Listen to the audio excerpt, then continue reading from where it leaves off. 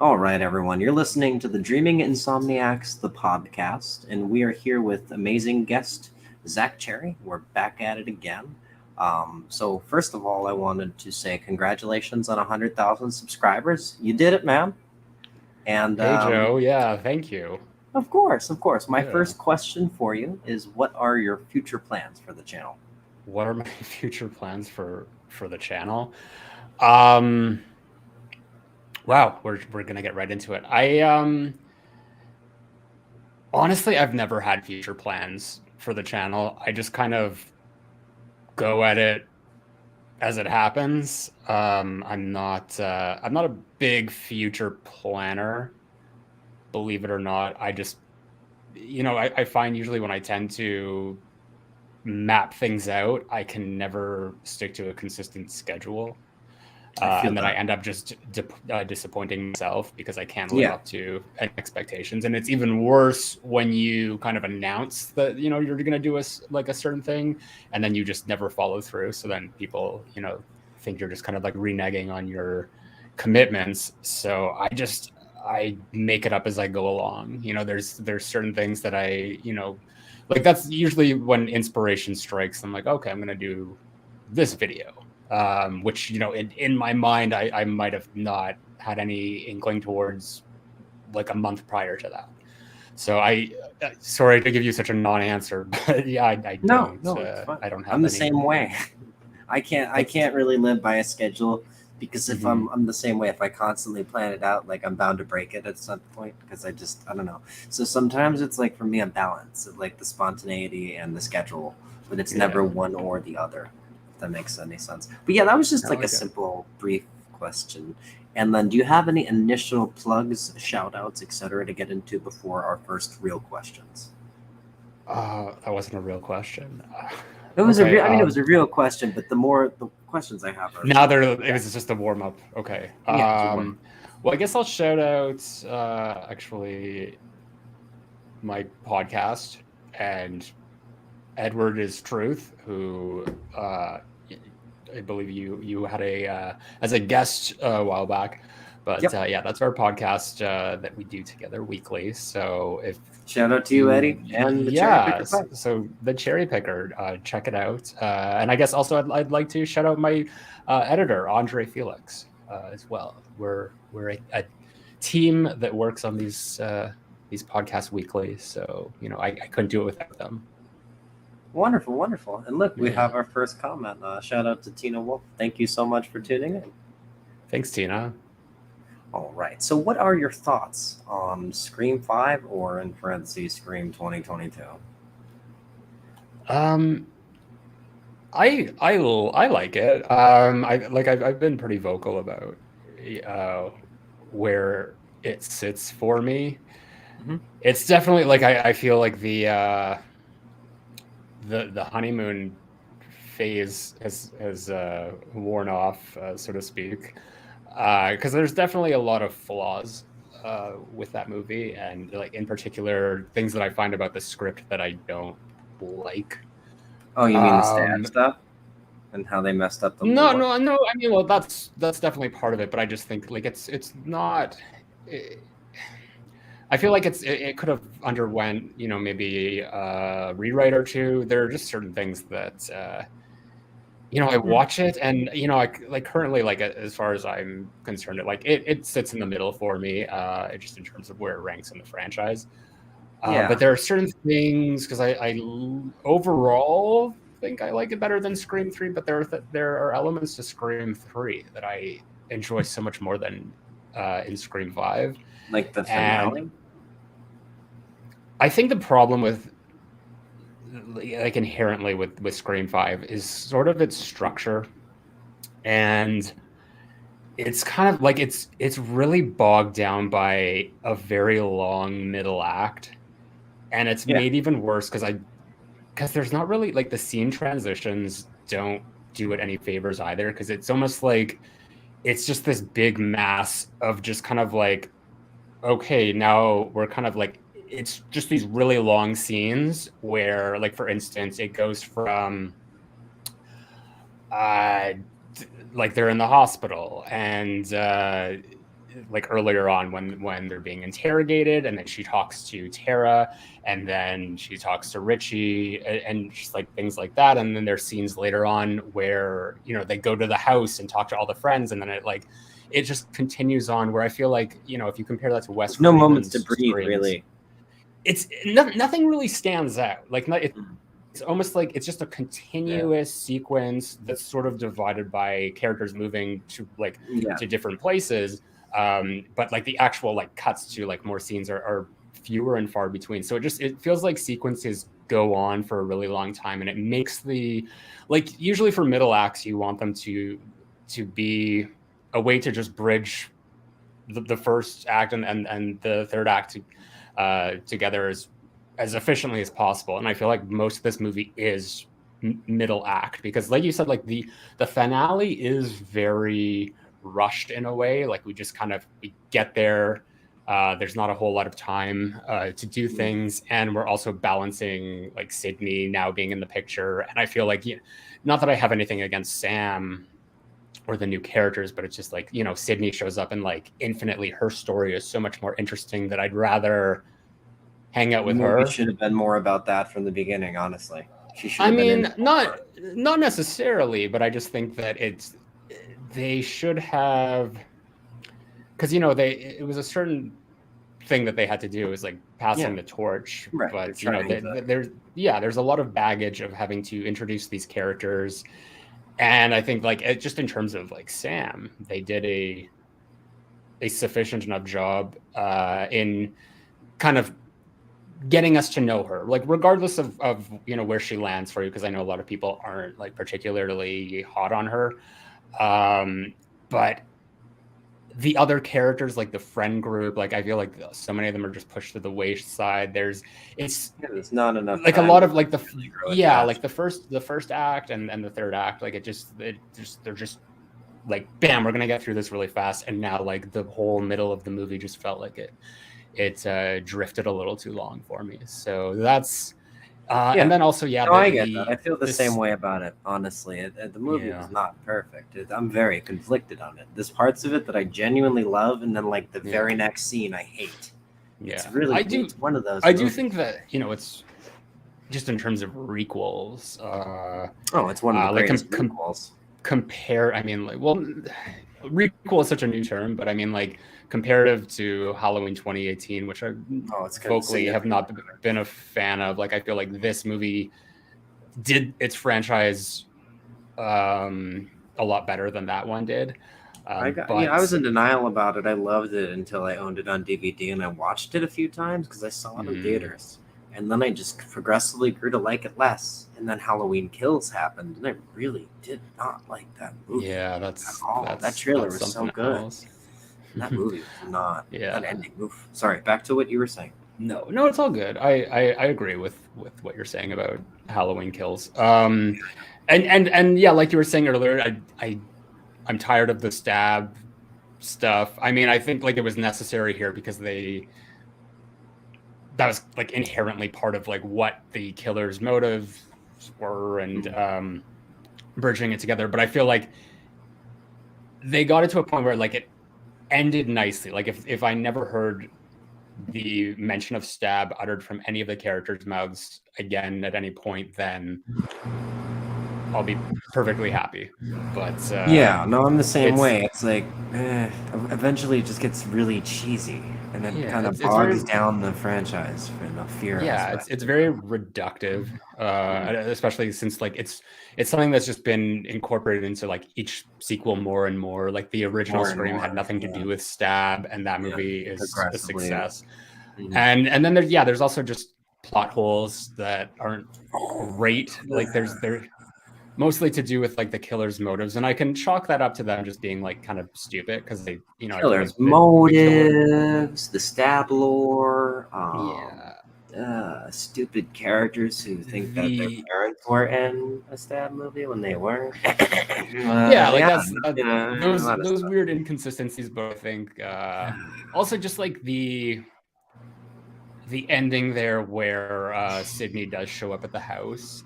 Like it just none of it, like I don't feel the stakes, because what's to stop her from calling the police and just being like, this like short, dark-haired girl just came out of her house and shot at me and my friend. I'm At the pretty sure same she's the place killer. where You might want to like get some yeah, backup. could have just said Yeah, it. like This is Sydney Prescott. I was almost killed at this house 25 years ago by my ex-boyfriend. Please come. Like, it's happening yeah. again. And now someone's trying to kill me again. You And the know, like hospital scene where they kill Dewey and there's no police officers and he gets the call and that's stupid. But the cool thing right before it is hearing the voice change it to the mask, and it's like, this is why I'm conflicted about it. It's a love-hate relationship. yeah, there's good and there's bad, and you got to take well, that's both like of them anything. together. Even My with the only Dear worry Friend is that I like with the movie's perfect. Yeah, my only worry is like with the sixth film, are they kind of going to like stray off into a new direction, and are they going to kind of focus on the things that did work in Scream 5? Or are they going to abandon all that because that's more of like, say, the Wes Craven era, and double down on the things that didn't work for Scream 5? Because I think that like the directors did a really good job. Like I'm I got always no impressed qualms with by Radio Silence. I love those guys. what they I do. finally But saw Ready or Not. Amazing movie. wow, it is. But yeah, the writers, I'm not too keen on them. You know, like no offense to I do not that not like that James Vanderbilt one bit. I've been very, very, very vocal about that. And his trash writing, Andrew Garfield did such a great job in Spider-Man No Way Home, because the writing in those movies he was in, the Amazing Spider-Man movies, you know who wrote them? I'm assuming it's one Mr. of those. Vanderbilt, and he's a terrible writer and a very bad person. The organization he is a part of is not good. You should go and look at his Instagram if you really want to know. I'm not plugging him. I'm saying nobody should follow him and he shouldn't get jobs. But that's besides the point. Yes, the writing was oof, oof, oof, oof. But there's some great moments in the movie too, like Wes's kill. I love it. I guess it's like partially practical, part CGI. That's amazing. I mean, the gore all looks great. I think the consistently the Scream franchise has blood that looks the same. A lot of like Saw, for example, you get to Saw the final chapter and the blood's pink, and it really takes me out of it. I can't watch that movie because of it. I guess it's a really ugly movie. Yeah, it's a very ugly movie, and the blood looks like it's like hot pink. It's not like it's light pink. It's like hot pink.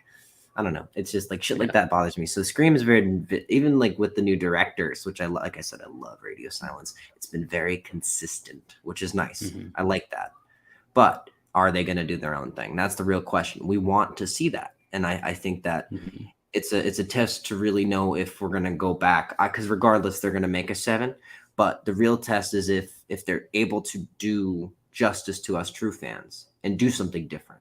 And get us to come back for 7, because otherwise we're gonna learn that, okay, well, you told us all these things when you were making these movies and then you went and did the opposite. I understand NDAs, I understand all this, but like, why are we going to support something when we've been lied to this whole time? You could just not share anything about the movie while you're making it. Sure, build up hype, just talk about it on social media. Like, there's certain ways that they could change what they're doing so they don't run into these issues in the future. It's a hole they dug for themselves. Well, I mean, like, Joe, that's why I just don't pay attention to what's happening, or what they say. Like, I want to go into the movie with a fresh perspective. So anytime I see any sort of like news or even set pictures, I might take a glimpse, but I don't like read into them too much. Like, it's I don't want to kind of delve into it and come up with theories and suppose what might actually happen in the movie, because then if I see the movie and it doesn't live up to my expectations or what I would have felt would be a better storyline, then I'm just going to always be disappointed. So if it's going to disappoint me, which I don't think it will, because I still think like there's never been a bad Scream movie, despite having a least favorite. They're all excellent movies, and no other franchise other than like probably Child's Play, because I don't count the remake. They've been very consistent. I will give them that. Even though I personally don't like Seed of Chucky, they've been very consistent. Yeah, actually, I do like Seed of Chucky. I think preference. It's very underrated. It's all preference. It's got a bad rap, but I think that those two, Scream and Child's Play, are definitely the most consistent and well constructed franchises, because as much as I love Halloween, that thing's just a huge mess. Oh, yeah, that's funny that you brought Halloween up once again because that's my next question. Are you excited by any Mm, means for Halloween ends? no, You're not? no, no, Yeah, not at all. I saw that they released a like I guess a TV spot I or didn't even watch something it. yesterday. I I didn't mean even I was watch it. contemplating like, do I want to watch this or not? I don't want anything to be given away, but I decided I just don't really care. Like, sure, They're I'll just watch doing the it. curse of Michael Myers again. This Corey dude, he's just freaking Paul Rudd from the Halloween 6 Oh yeah. and See, I don't Tommy know Doyle. anything about that. Like, I heard a lot of talk Yeah, about this I don't know if it's Corey true. It character. could all be BS. You know what I mean about him like dressing up as Michael Myers. It could just be the trailers faking people out. Here's the thing though. Like, the fact that this movie's not even out yet, I even know. before the actual trailer was released, that not the general public, because I didn't know anything about this, but I guess like the hardcore Halloween fanatics that did all the digging and the research and watched the videos knew that there was going to be this character named Corey. Like the fact that a movie production would somehow Release that to the release this public. information, even if it was Plan to by do that accident or, or or was not? Yeah. leaked, it still just shows Mhm. like a lack of just like really initiative to keep things under wraps. And like we even see this with Jamie Lee Curtis, and not that I'm bashing her because I have nothing but like complete respect for the lady. She Oh scares yeah, the shit I out of love me. her. If she can say Yeah, some stupid shit once in a while, she's allowed to. She's yeah, been working for so long and yeah, consistently, and absolutely. she's a But it's like, badass. but there's a certain point that it comes to just like, do you not understand that you're spoiling your own movies that haven't even been out? Like I Right. saw her post a spoiler Yes. for Everything Everywhere All at Once before I was even going to go see it, and it had already been out for a week. And it's just like, what, do you not understand like why people go to the movies? So it's almost like this Right. lapse of judgment of everyone involved, because I know like for her this is Halloween new Blumhouse trilogy is strictly a business deal. There's 100%. There's no way it's not. I don't get any heart in it from her. Like this is like she's making a huge profit as a executive producer on it. Whereas something like H2O, which I still think is great despite its flaws. You can really see, especially in like old promotional material about her talking about the film, just I how honestly like H2O fond she was more. of how fond she was of like doing it. She got to work with her mother. That was like a huge deal for her that she I know. I really love that. promoted alongside the Dancing there, movie. yeah. And the Yeah, car from Psycho, right? yeah, totally. Like she tried to reach out to John Carpenter and Deborah Hill to see if they would get involved and work on it, and they didn't. But she still did it regardless. So it definitely, like, the optics currently make it appear as though she's 100% in on this trilogy, and she is, because it's contractual. Because the Right. more that she promotes Three it, picture the deal, everybody. more money she's gonna make in the long run, because she is a producer. Yeah. So Executive I producer, just I so she don't also has a say. yeah She's also making I money and has a say. totally, like, I don't get the feel of like that she even watches these movies. Um, that I If imagine she like watches the she first goes one, to I the think she's being premiere. She honest doesn't about even that. Yeah, she doesn't like horror movies. So No. she's The only reason why she likes that first one is because what made her career, which I get. yeah. And Yeah, that movie's totally. So great. I feel like there's been a lot of lying, a lot of lies told to us when Oh it yeah, comes to Halloween. Like you talk about Scream. and Like Scream.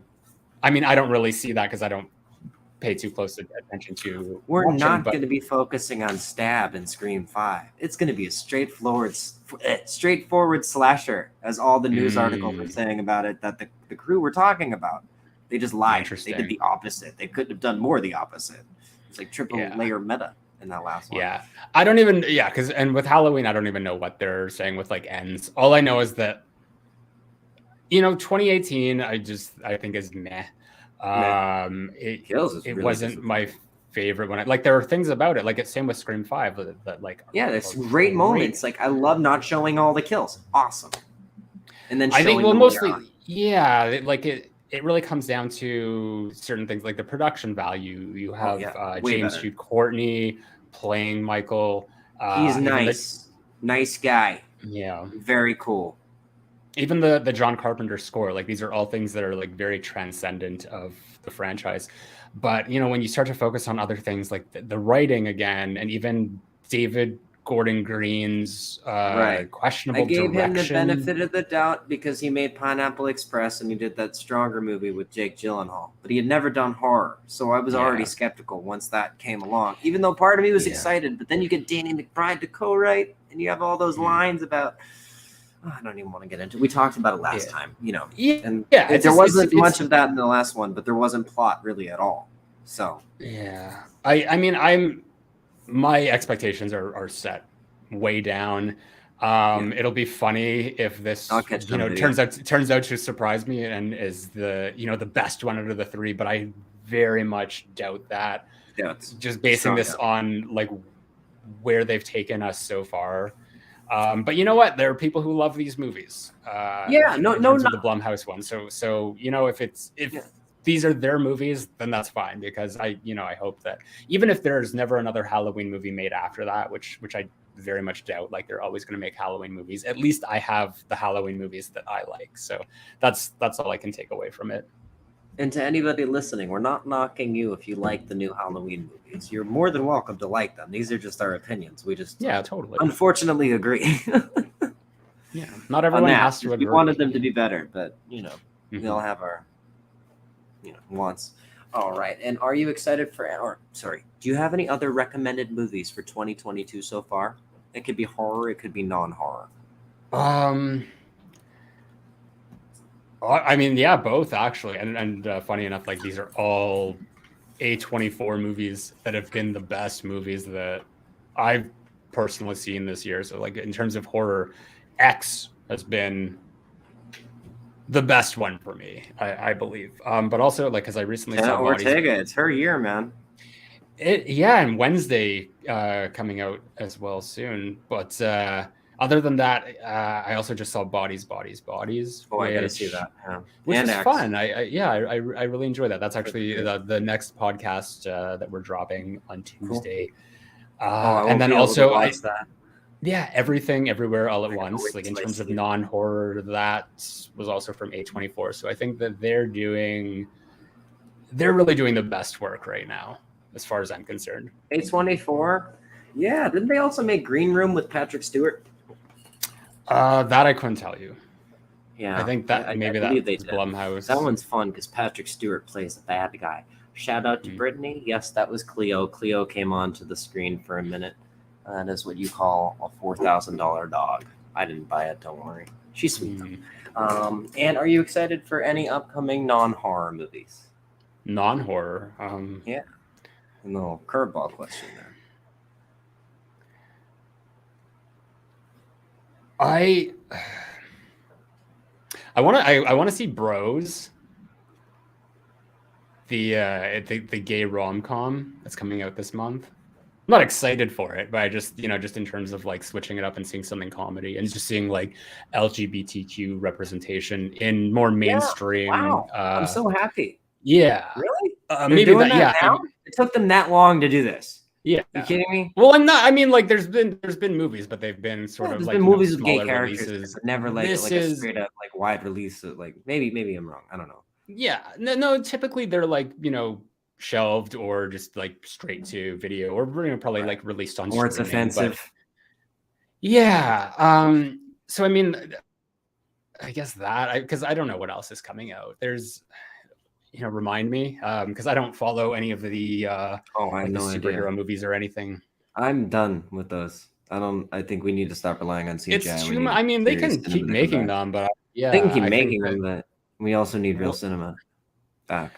It's just the level of commitment that one has to put into seeing everything, because like you don't just have the movies now, which are like last time I checked, like wasn't it 30 or more that they have, but also the fact that there's now MCU television series tie-ins, a whole another layer to it. Yeah, and I'm just all the different streaming platforms and their I'm crazy expensive prices. You can't afford to watch all of them unless you're pirating something. Totally, and or just not watching it. The quality seems to diminish does. with each new one that I checked out a while ago. Like I think for me it ended with Mandalorian, Boba Fett. There's two, and then the Obi-Wan show, all quality. Oh, I don't know anything about Star Wars. I'm just saying that's just one example of the quality going. Lance Faulkner, my friend, my good friend Lance Faulkner, just said that She-Hulk is garbage, and he's very disappointed. I heard. Yeah, I didn't hear So it was, yeah, the MCU's good. going down the tubes, but I mean, it's not just that. They just did a Game of Thrones prequel. I just started getting into Game of Thrones. Like, dude, I don't have time to watch all this shit. Yeah, it's a lot of commitment, and just because, like you said, there are so many streaming platforms that it's impossible to watch everything. Like there's just so much out there, and because there is so much out there, the quality of a lot of them, and that's not to say that there aren't shows that are being released that are fantastic and you should watch, but I think just like in general, this is the direction that Hollywood is kind of going, where it's just like, if we can produce something for cheaper and turn a higher profit, we'll do that rather than, making theatrical release movies. That's why you're not seeing a Paranormal Activity come out every year, or one of those cheap, no budget horror movies. That's why horror is coming back, because, we're not doing that, but we're just going to fucking milk you for TV. You know what I mean? Yeah. I mean, it is the way it is, I guess. But my father taught me from a very young age that quantity destroys quality. And he's absolutely, yeah. I can tell you, like the 2020 trilogy we did, musically, the quality isn't nearly as good as something I would spend 2 years writing and recording, just one 12-track album. Comparatively, that's 29 tracks compared to 12. Quantity really does destroy quality, especially when you're putting that pressure on yourself as a creator. So not even just to knock them, but like they're kind of knocking themselves by doing it. Just saying. But I mean, like it's almost like reviews don't matter anymore, because the only thing that producers or anyone is paying attention to are the numbers and how much it's making. So that's true. You're not, like, here's an example. I know it's not movies, but it's a video game. It's getting bombed right now, trashed. The new Saints Row game, right? Saints Row, I don't know if you know it. It's like Grand Theft Auto. It's a GTA clone, they call it. But it started off as like a gangster game in 2006, and they made 4 of them. The 4th one is the most crazy, and you're fucking superheroes, and you're abducted by aliens, and it's a whole Matrix parody. It's fun though. It's very stupid. They know what they are. They're self-aware satires, extreme satires. Hi Sierra, nice to see you here. Put that on the screen. Shout out to Sierra. Hey Coco. Sierra. But back to what I was saying. So the new Saints Row game, right? People were so mad because what they did was they went woke, and I guess that's not, they went from hardened thug gangsters to now, there are a bunch of millennials from 3 separate gangs living together, which doesn't make any sense. That can't pay rent, which is relatable. I understand, but that's why people are mad. But I bought the game. I did pay the $60, and they're saying all these game-breaking bugs are in the game, and they're not. There's a lot of people just trashing the game because they hate it, because they don't like that it's a reboot, and it's fun as shit. And I enjoy every moment I played of it, even with the issues. So look, you can't listen to reviews because there's a lot of paid influence on either side. Yeah, totally. You got to make your own opinions about things. Okay, so I want to get into the next topic now, which is just light talk. So that's sure. There's a little bit of a stumble there. Sorry about that. What is your most prized accomplishment in life? Oh, wow. Maybe what I'm doing now. Which is funny because it doesn't feel like it, but it's definitely, like, looking back on the last several years, I would have never expected to have started a YouTube and have like grown it to the point where I have. So yeah, I mean, it sometimes escapes me, but I really stick with it. It is an accomplishment that I'm quite proud of, I suppose. Although, like, it is like at a point where it does feel like a job now, so it's not as enjoyable to just, like, kind of like tout it as like this big achievement that I've done. So I'm hoping to change that and kind of appreciate it more for what it is. But again, it comes in ebbs and flows, just because it's just That's how it is. the pressure of being a content creator. Yeah. Yeah. When I did our second album, I want to say the most I'd ever spent making an album. The solo on the second song, not including the intro, is I spent like over 195 times in a row recording it until I got it right. That's the hardest I've ever worked. It became a job at that point. I stepped Yeah. back a little bit. I took some me time, and I just let myself like get more comfortable with it, so it would come back. And I also filtered my art and other things. I got back into art at the time, and I did a bunch of other things that I'm also doing now. It's kind of weird how that like every 5 years or so you find yourself doing the same sort of things, like to try to like be more productive if you're not doing that. But Yeah. that's just the theory here nor there. But I think that's really cool that you were able to accomplish that, and it's definitely showing as well. Your hard work is paying off, and I think that's Thank you. beautiful. But you're also a real person, and the fact that you work extremely hard, you spend nights on end doing what you do to edit these videos.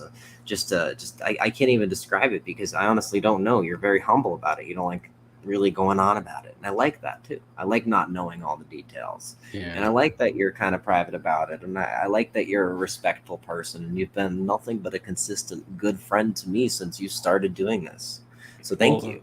Thank you. I appreciate you saying that. I'm just like typically a very private person, so I'm not Oh, I like feel you. a good one to I be say too much shit. boastful about. No, that's cool. Like I just like it doesn't bring me anything to just kind of be like, oh yeah, like I wouldn't like go out and just be like, well, I'm like this YouTuber who has like 100,000, because I mean, like, I'm just like everyone else, and I started at zero, and there are people out there who have way more subscribers than me. So it's Yeah. not, There's people who have way less.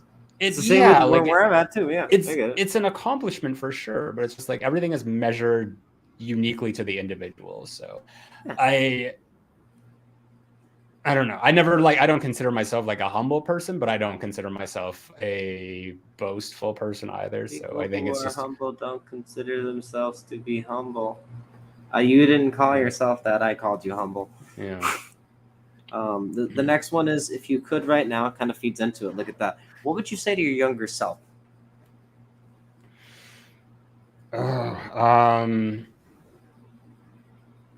Nothing. And not because I feel like I've done everything right, because I haven't. I've made many mistakes, but I wouldn't want to influence myself in any way to take a different course in life, or a different direction. Like, we all do things in our own time. Some people don't achieve accomplishments or do the thing in their life that they're most proud of or best remembered for until they might be 90 years old. So yeah, I would want to stay as far away from my younger self as possible, because I would let him do whatever it is that he's going to do. Because even if not even just me, but anyone came and told me, you got to do this, or here's this advice, I would never listen to it, because I'm not the one that really heeds advice all that well. So sorry to give you another non-answer, but I have no advice to give my younger self. That's okay. Actually, honestly, that's probably the best answer you could have given, because honestly, it probably wouldn't have happened the same if, let's say, time travel does exist and you could do that, right? Yeah. There could be a multitude of different things that you could go back and say to your past self if it was real. It's just a theory, but like you could mess it up for yourself. So that's actually a really good answer, even if it's a non-answer. I like non-answers. Any answer is an answer. And Sierra has I'll be sure to have more of them. comment here, and you don't get that a lot with influencers and content creators in an age of show. You are more reserved and private, and most of all, just real. I think that is beautiful and true. And Sierra mentioned that there was a typo, so that is okay. No worries, I understand. So does Zach. Thank you. And then the next one I have right here. What is your advice for any upcoming content creators that aren't your past self? And not hypothetical land. Yeah, no, I get that question. Just go for it. I was so hesitant when I started. I made a lot of excuses and took a long time to do things. I did this one thing that kind of helped, but at the end of the day, it's one of those things that like actually, if I could go back and not do something, it might have been this, where I think before I actually made my first video, I did this experiment where I recorded myself every day for a month, and just made like a 2-minute video and uploaded it to Instagram. And it was just, random things or whatever. It was just like, Practice. like a a like a routine, 30-day challenge. Yeah. And I told people, yeah, I'm going to be doing these every day. It's just to get more comfortable in front of the camera. And I feel like it definitely helps. By the time that month was over, I had a lot more camera confidence, if you want to call it that. Camera confidence. Yeah, that'll but happen eventually. yeah, Like if you're but not even comfortable with it, you start getting there. Yeah. yeah, but even then, when I started to make videos, there's still, there's things like if I went back and watched on my channel that I was like, oh wow, I don't like watching myself in this video. Like this is cringy. Yeah. It's This it's shows that inevitable. where my voice has been off, and I'm like, I'll Yeah, go you're back. never I'm like, going oh, to. that was so flat. How did I not Yeah, or notice? just certain like editing effects that you do or stuff like that. Like there's no you can't. You're not going to start off and have a perfect video right away. Like I don't even think the stuff that I make now is perfect, because I'm Very sure good. that in a year from now, but yeah, I'm sure that in a year from now, if I looked back on something I made in 2022, I might just be like, oh wow, like that was terrible. I don't know why I, did that or did it like that. And it's just like, that's the thing. Like you're always going to constantly be growing and improving. So Why do you think I've been putting out an album every year for the past? Yeah, exactly. Like don't start out expecting anything that you're doing to be perfect. You just have to take the plunge, and then no matter how it turns out. Yeah. I think we lost your audio.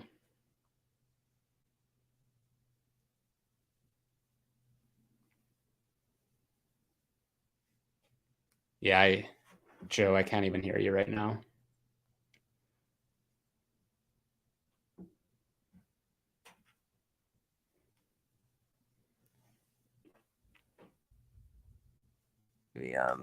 There we go. There we go. You can hear me? Can you hear me? I think you got unplugged when you put on. Yeah, I know. That's what I said during. Yeah, and then I'm sorry. I'm so sorry. No worries. I had to hit the thing. Where were we? I just finished telling you about what to do if you're a new content creator. Oh yes, and you gave a very, very full and beautiful answer, and I do apologize for the audio difficulty there. And then my next question for you is: you work extremely hard on your content. Where does your incredible work ethic stem from? Probably a fear of not wanting to go back to like a 9-to-5 or a working world, or to like serving or any sort of like industry job. So it's just in terms of like continuing to like have income. That's where my work ethic comes in. And there's a lot of days where I just don't want to do anything, but there's a lot of days where I feel like I don't get a lot done, and I'm still like, we'll be working like 10 or 12 hours. That it's just a matter of, this is kind of my life now. Like this is like it's like the most important thing of what I do, that it's just second nature. Like I do it. So I don't. That's how I don't know you're meant to do it, because it's become second nature. Yeah, maybe, but at the same time, like it can be super stressful too. So I don't know. I've never considered myself to have like great work ethic, but I gotta tell you something. I took your advice on something. Last time we did this, you recommended that I pick up a Lego set for just the sake of revisiting things as a kid and as an adult from a different perspective. Okay, and I did get a Lego set. It's from The Mandalorian. Nice. It's the hallway with Luke Skywalker. But I built it. I built it in like a day, and it just stays on the shelf. I don't even play with it, but I did it.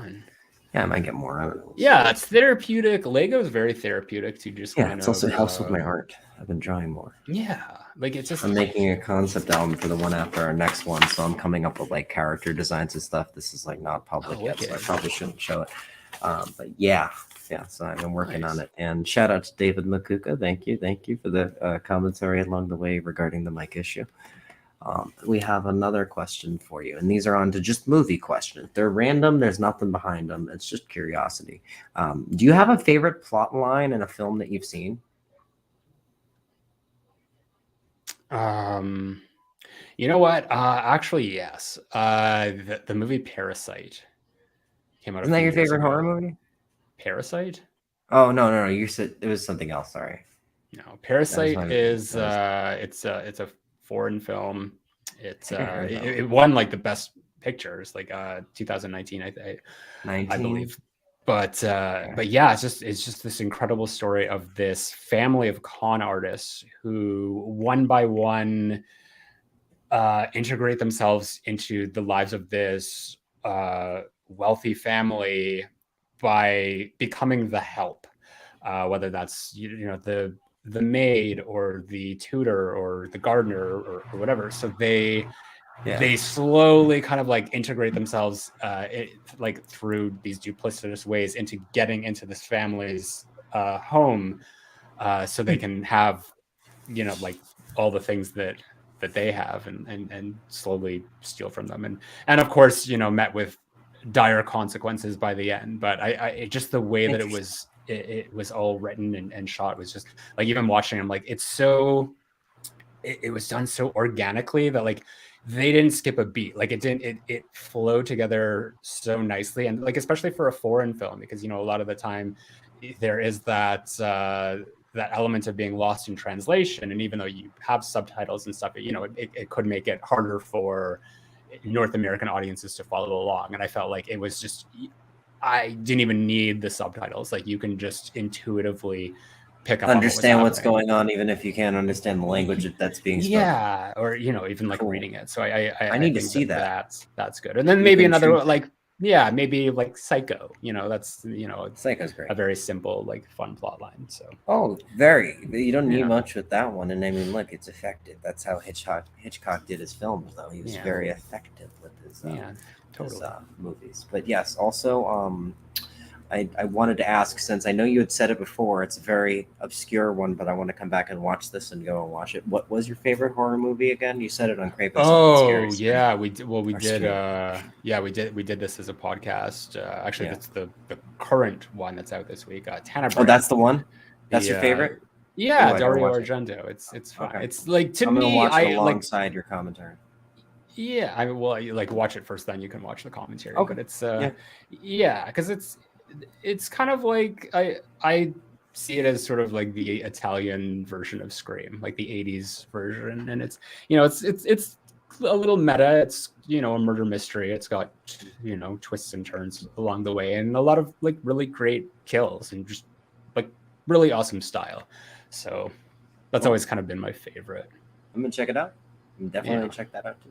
And here's just a film tech question: what is your favorite type of shot? Is it close up, extreme close up, wide shot?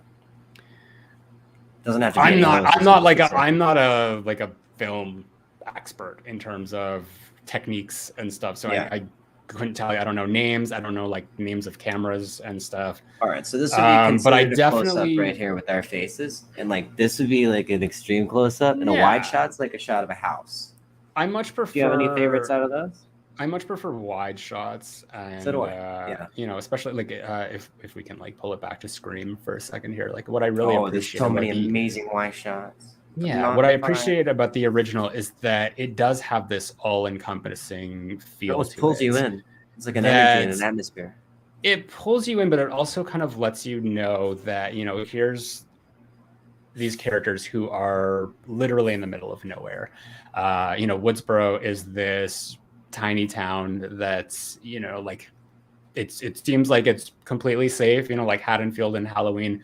But when you get to these points in the movie of just these characters in their big houses in the middle of nowhere, and you see them, there's a threat, and anyone could be lurking in the bushes or whatever, that you don't feel safe.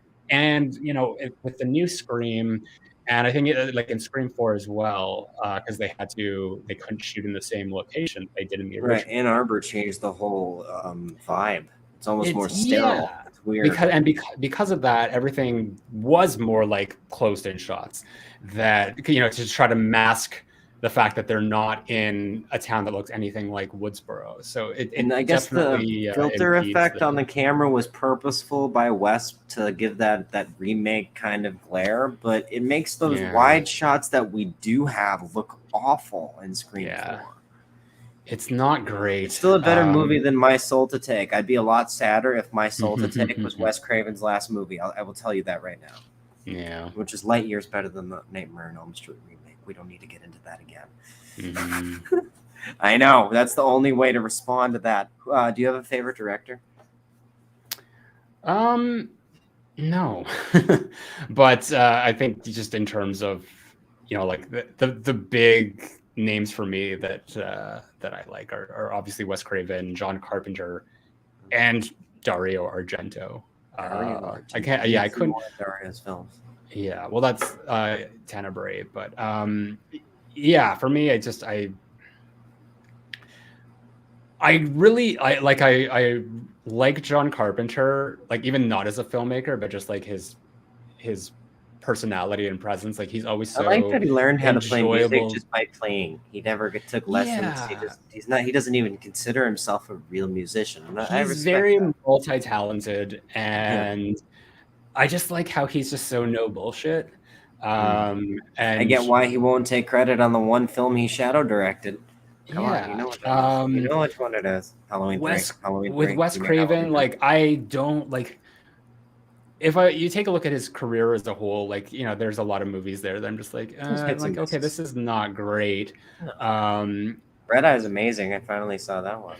I haven't seen that in a while, but I think just in terms of like what he does do, like did do, like when he was at the top of his game, there's so much attention to detail. Like I don't know any other horror director that does or has implemented as much detail into a single shot that he does, because I can still watch Scream. I couldn't say Kubrick's not really a horror director, but his films are very detail oriented. Oh, totally. But his are also very obscure and esoteric. Yeah, they're weird. You have to like be really smart to understand them and all that. I don't even know if you have to be smart to understand them. You just have to be imaginative, because there are like people that make like huge theory videos on things that might not even be true. Right. But there's theory videos on The Shining that I don't agree with from my perspective and experience of watching. Right. But with Craven, I can watch the original Scream or even some of the sequels like many times, and there are still things to this day, and that's like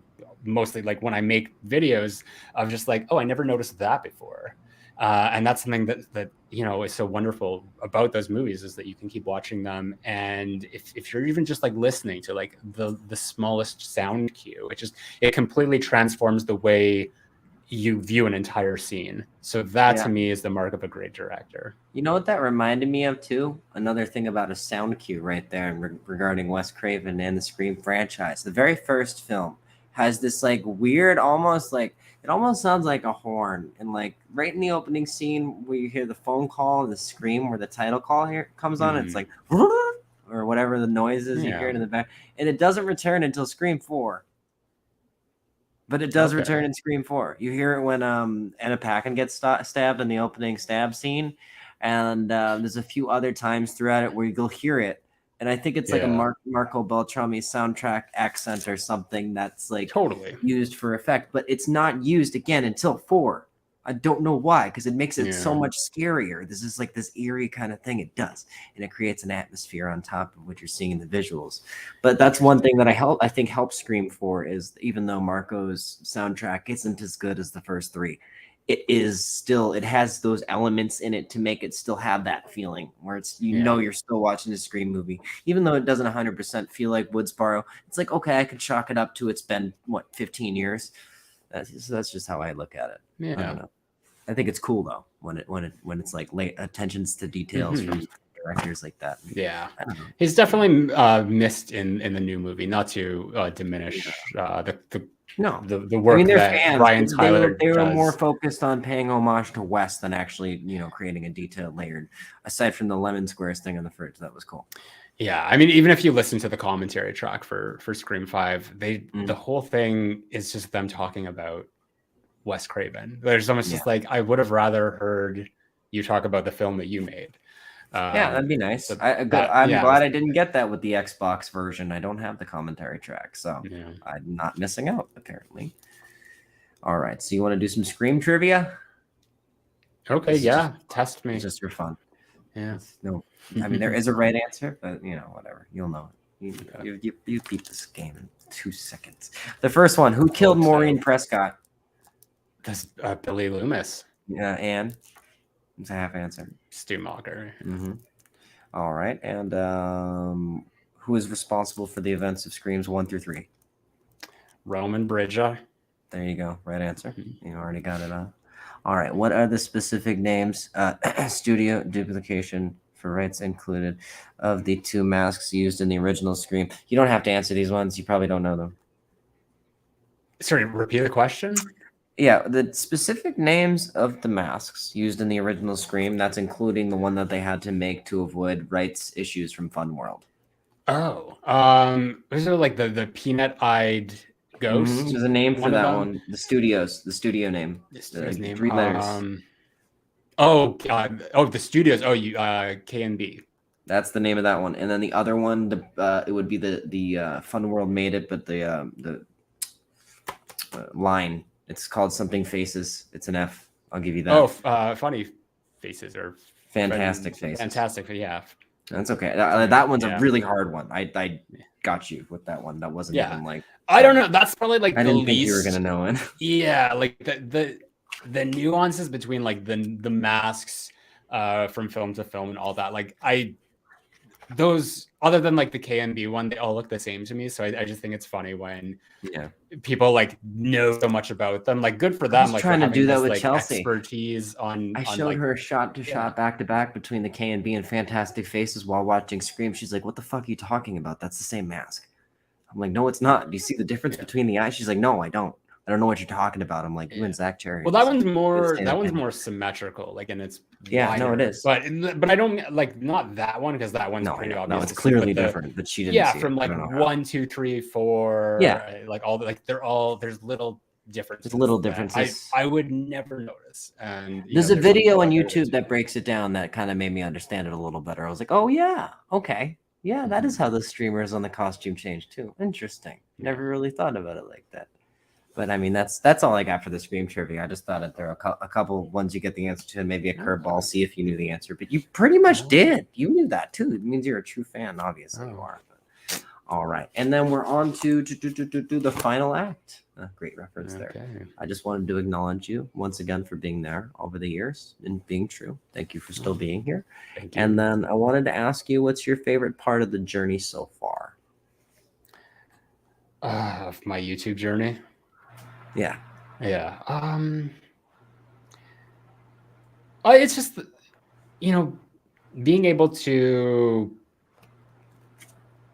spend more time with myself and, not have to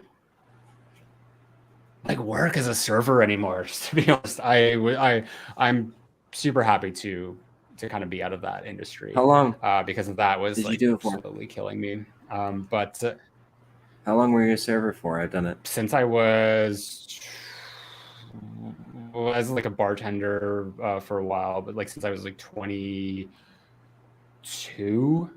But I worked in like your customer entire young that, adult life just wasted at a restaurant. Yeah, you deserve this, man. Come on. I mean, you deserve this. Yeah, I mean, like mostly like nightclubs and restaurants, but it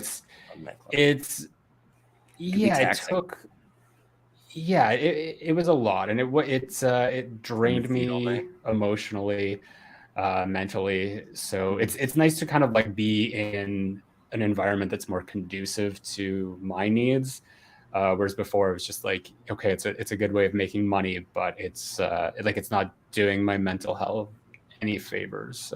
I'm happy for that. Yeah. Mm-hmm. It's not good, especially when especially when you're making money at places like that, and it's a lot of rich people coming in, and I'm not saying every rich person is, but a lot of the people who come into those places are not very nice people. You deal with a lot of shit, and it's not really worth it. So Yeah, I mean, still I've deal had with my shit, but yeah, I've it's all had in how my you look share. at it. It's all in how you look at it. But I'm so happy that Yeah. we've done this again. And then, is there anything in particular in the works that you would be comfortable to share, like upcoming collabs or projects you're working on for the channel, videos, etc.?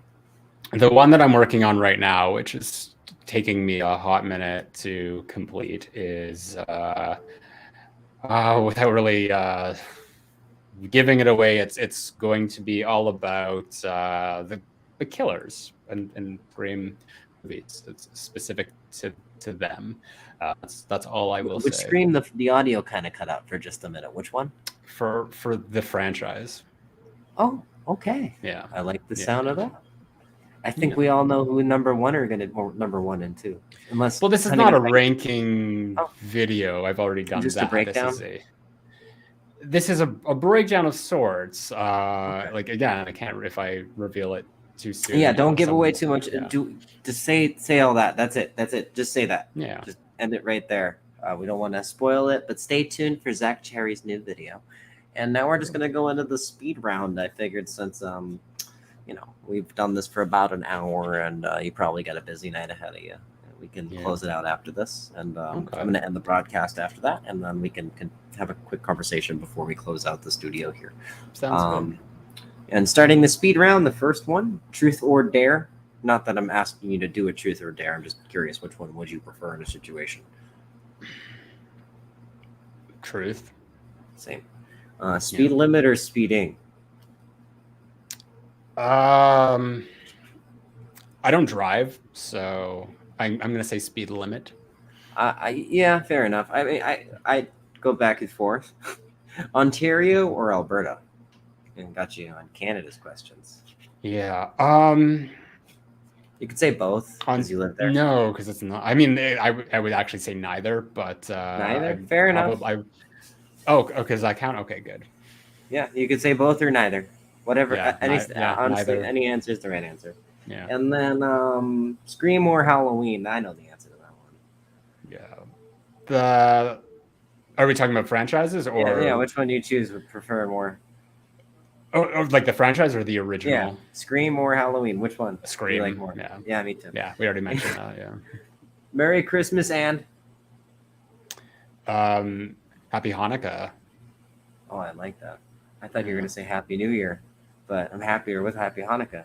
Yeah. And now the final plugs, closing statement, wrap up, etc. So do you have any final plugs you want to give to anybody? Anything you want to say?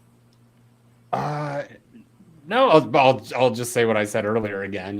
Check out the podcast, The Cherry Picker. And we're putting out new content every Tuesday. Wonderful. Yeah. Well, once again, thank you for coming on here for the Dreaming Insomniacs, the podcast, Zach.